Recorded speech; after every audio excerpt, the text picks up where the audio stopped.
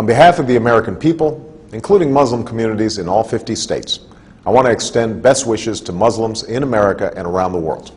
Ramadan Kareem.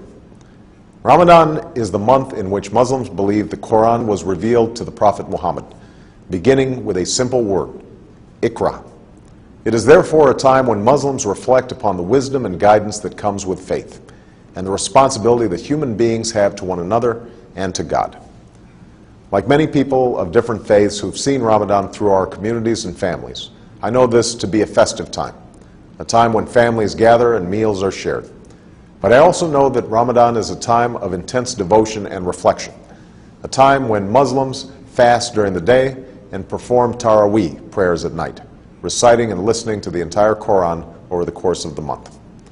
These rituals remind us of the principles that we hold in common, and Islam's role in advancing justice, progress, tolerance, and the dignity of all human beings. For instance, fasting is a concept shared by many faiths, including my own Christian faith, as a way to bring people closer to God, and to those among us who cannot take their next meal for granted. And the support that Muslims provide to others recalls our responsibility to advance opportunity and prosperity for people everywhere. For all of us must remember that the world we want to build and the changes that we want to make must begin in our own hearts and our own communities. This summer, people across America have served in their communities, educating children, caring for the sick, and extending a hand to those who have fallen on hard times. Faith-based organizations, including many Islamic organizations, have been at the forefront in participating in this summer of service. And in these challenging times, this is a spirit of responsibility that we must sustain in the months and years to come. Beyond America's borders, we're also committed to keeping our responsibility to build a world that is more peaceful and secure. That's why we're responsibly ending the war in Iraq.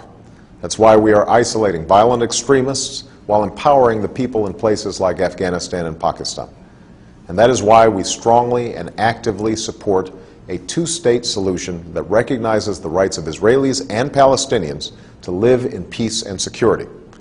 That's also why America will always stand for the universal rights of all people to speak their mind, practice their religion, contribute fully to their society, and to have confidence in the rule of law.